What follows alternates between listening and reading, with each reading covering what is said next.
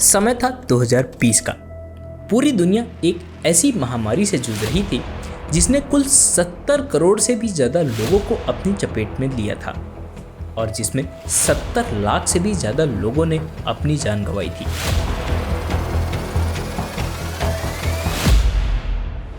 अकेले भारत में ही इस महामारी से संक्रमित होने वालों की कुल संख्या 4 करोड़ 50 लाख से भी ज़्यादा थी और जान गंवाने वालों की संख्या कुल 5,50,000 लोगों से भी ज़्यादा थी।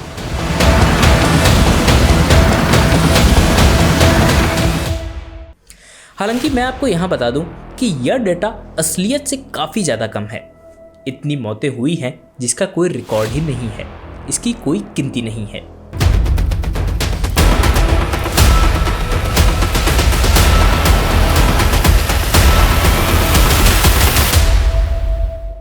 इतनी बड़ी महामारी से एक तरफ दुनिया जूझ रही थी।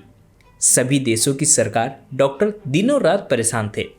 हर एक इंसान के मन में डर था कि क्या वह अगले दिन का सूरज देख पाएगा या नहीं। लेकिन ऐसी सिचुएशन में भी कुछ लोग ऐसे थे जिनको सिर्फ पैसा दिख रहा था।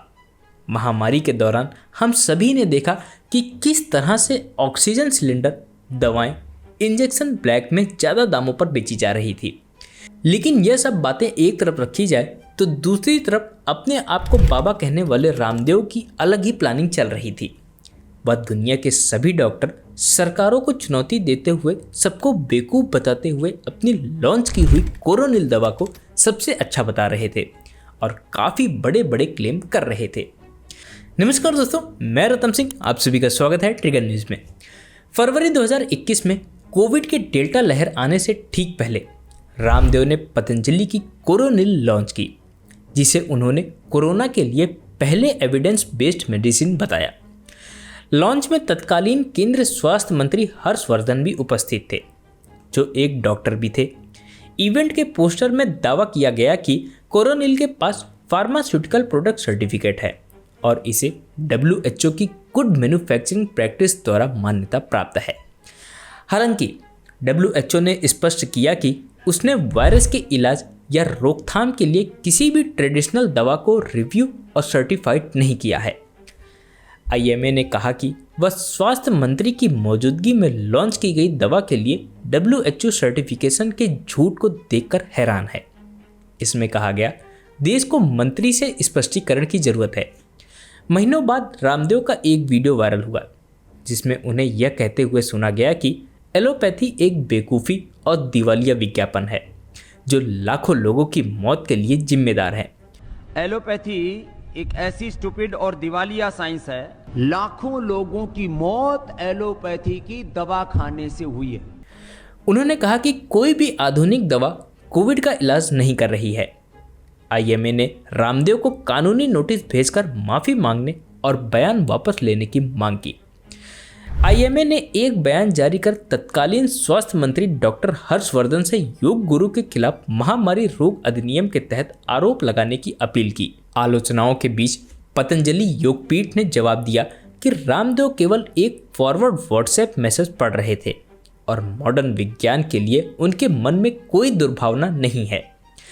लेकिन दोस्तों, जैसा कि आप सभी को पता है कि बाबा रामदेव शुरू से ही आयुर्वेद के प्रचारक रहे हैं। वह डायबिटीज़, ब्लड प्रेशर, थायराइड जैसी बीमारियों को पतंजलि कंपनी की दवाओं से ठीक करने का दावा करते हैं।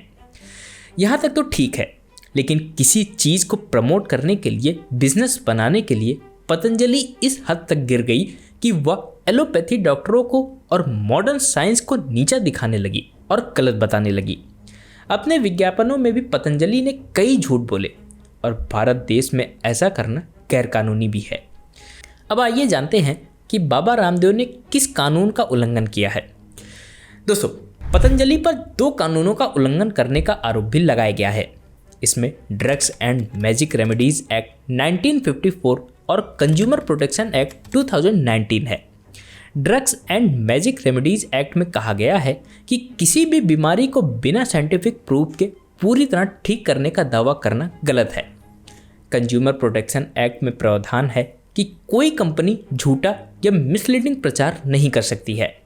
ऐसा करने पर वो कस्टमर इंटरेस्ट के खिलाफ है। दरअसल पतंजलि ने प्रिंट मीडिया में कुछ एडवर्टीजमेंट किए थे। इन एडवर्टीजमेंट में डायबिटीज और अस्थमा को पूरी तरह से ठीक करने का दावा किया गया था। दोस्तों, इतना ही नहीं, जब बाबा रामदेव ने कोरोना के दौरान अपनी दवा कोरोनिल से बीमारी को ठीक करने का दावा किया, जब तो कुछ ज़्यादा ही हो गया। और इसी मामले में supreme court Indian medical association द्वारा दायर याचिका पर सुनवाई कर रही है, जिसको 17 अगस्त 2022 को सुप्रीम कोर्ट में दायर किया गया था। इसमें कहा गया था कि पतंजलि ने कोविड वैक्सीनेशन और एलोपैथी के खिलाफ एडवर्टाइज किया और खुद की आयुर्वेदिक दवाओं से कुछ बीमारियों के इलाज का झूठा दावा किया। इतना ही नहीं, मॉडर्न मेडिसिन और कोविड-19 वैक्सीनेशन प्रोग्राम के खिलाफ पतंजलि आयुर्वेदा ने अपमानजनक कैंपेन चलाया।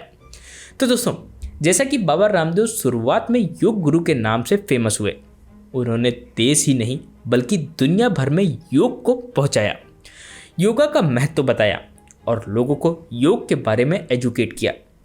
धीरे धीरे बाबा रामदेव पर लोगों का भरोसा बढ़ता गया, जैसा कि योग से लोगों को हेल्थ बेनिफिट्स भी हुए। यहाँ तक तो सब कुछ ठीक चल रहा था, लेकिन दिक्कत शुरू हुई तब जब बाबा रामदेव योग के रास्ते बिजनेस में एंट्री करते हैं। किसी का भी बिजनेस करना गलत नहीं है, लेकिन बिजनेस की आड़ में लोगों को गलत इन्फॉर्मेशन देना, लोगों के साथ विश्वासघात करना, यह गलत है। उसी से जुड़ा एक मामला है मार्च 2018 का, जब लोगों ने पतंजलि गिलोय घनवटी खरीदा तो उसके पैकेट में मैन्युफैक्चरिंग डेट देख लोग हैरान हो गए। लोगों ने देखा कि उसमें मैन्युफैक्चरिंग डेट तो अप्रैल 2018 की पड़ी है। बाबा रामदेव पर लोग पूरी तरह से विश्वास कर चुके थे।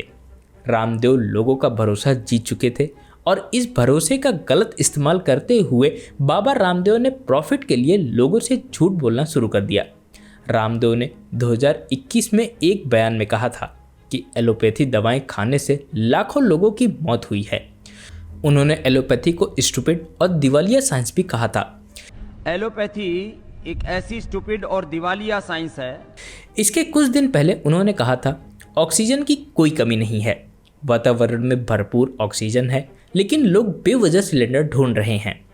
सोचिए कितना बड़ा स्कैम पतंजलि द्वारा किया जा रहा था, जिसके बाद कोरोना के दौरान मॉडर्न साइंस का मजाक उड़ाना, साइंटिस्ट का, डॉक्टर का मजाक उड़ाना और कहना कि हमारी पतंजलि कोरोनिल दवा से कोरोना सही होता है। इतना ही नहीं, अपने प्रचार में WHO का फेक लोगो लगाना और कहना कि हमारी दवा WHO से प्रमाणित है, हालांकि जिसमें WHO ने बाद में स्पष्ट किया कि ऐसी किसी भी चीज़ का हमने कोई भी प्रमाण नहीं दिया। तो आप देख सकते हैं कि किस तरीके से एक योग गुरु ने पहले तो लोगों का भरोसा जीता, उसके बाद जब लोग बाबा रामदेव के पीछे अंधे हो गए तो वही रामदेव किस तरीके से लोगों को बेवकूफ़ बनाकर सिर्फ अपनी जेब भर रहा है। दोस्तों, पतंजलि मामला सुप्रीम कोर्ट में है और इस पे सुनवाई चल रही है, जिसमें सुप्रीम कोर्ट ने बाबा रामदेव और पतंजलि से इन विज्ञापनों और इसमें किए गए गलत दावों के लिए पब्लिकली माफ़ी मांगने के लिए कहा था। इसके बाद रामदेव और पतंजलि के MD बालकृष्ण ने सुप्रीम कोर्ट से मंगलवार को कहा कि उन्होंने मिसलीडिंग एडवर्टीजमेंट मामले में अपनी ओर से हुई गलतियों के लिए न्यूज़पेपर में माफ़ी मांग ली है। हालांकि पतंजलि ने पहली पब्लिक अपॉलजी जो न्यूज़पेपर में प्रकाशित की थी, उसकी साइज को लेकर सुप्रीम कोर्ट ने आपत्ति जताई और दोबारा से माफ़ी मांगने के लिए कहा। इसके बाद पतंजलि द्वारा दोबारा से न्यूज़पेपर में बड़ी साइज का पब्लिक अपॉलजी लेटर निकाला गया। लेकिन दोस्तों, अगर आप पतंजलि द्वारा न्यूज़पेपर में छापी गई एडवर्टीजमेंट को देखेंगे तो आपको समझ में आएगा कि यह माफ़ीनामा इतनी क्रिटिकल लैंग्वेज में लिखा गया है और इसमें कहीं भी बाबा रामदेव का नाम नहीं है। जिस तरीके से पतंजलि अपने एडवर्टीजमेंट में रामदेव की फ़ोटो और उनकी वीडियो को यूज़ करते हैं, क्या इसी तरीके से यह माफ़ी नहीं मांगी जा सकती थी? इस माफ़ीनामे की लैंग्वेज इतनी हार्ड है कि आम लोग इसको पढ़ ही नहीं सकते हैं और पढ़कर सही से समझ भी नहीं सकते हैं, जिस पर सुप्रीम कोर्ट ने नाराज़गी भी जाहिर की, क्योंकि इसमें कहीं भी बाबा रामदेव का नाम नहीं था। यह अपॉलजी लेटर पूरा का पूरा पतंजलि की तरफ से था। लेकिन दोस्तों, देखिए कैसी विडंबना है कि पतंजलि जैसी कंपनी इस तरीके का स्कैम करती है और हमारे देश की मीडिया पतंजलि के पक्ष में अपने न्यूज़ चैनलों पर पूरा का पूरा प्रोग्राम चलाती है, जिसमें देश के बड़े बड़े एंकर कहते हैं कि सुप्रीम कोर्ट तो स्वदेशी कंपनी के पीछे पड़ा हुआ है। सुप्रीम कोर्ट क्योंकि कोका कोला, MDH जैसी कंपनियों के बारे में नहीं बोलता, उसको क्यों नहीं बैन करता। अब देखिए, यहाँ पर स्वदेशी नाम से फिर से लोगों की इमोशंस के साथ खेला जा रहा है, जिस काम में हमारी मीडिया तो काफ़ी माहिर है।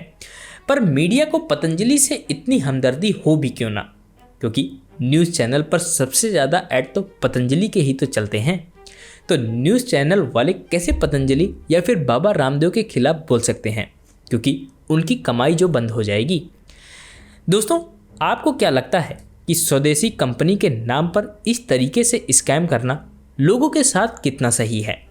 क्या आपको लगता है कि सुप्रीम कोर्ट के इतने डांट के बाद भी बाबा रामदेव अपनी हरकतों से बाज आएंगे? क्या इस तरीके का एडवर्टीजमेंट कभी भी बंद होगा या नहीं? और क्या आप पतंजलि का प्रोडक्ट यूज़ करते हैं या नहीं, हमें कमेंट करके ज़रूर बताएं। तो दोस्तों, आपको ये वीडियो कैसा लगा हमें कमेंट करके ज़रूर बताइएगा। और इसी तरीके की और भी वीडियोस को देखने के लिए हमारे चैनल ट्रिगर न्यूज़ को सब्सक्राइब करना ना भूलें। तो दोस्तों, मैं मिलता हूँ किसी और नए वीडियो में किसी नए टॉपिक के साथ। तब तक के लिए जय हिंद, जय भारत।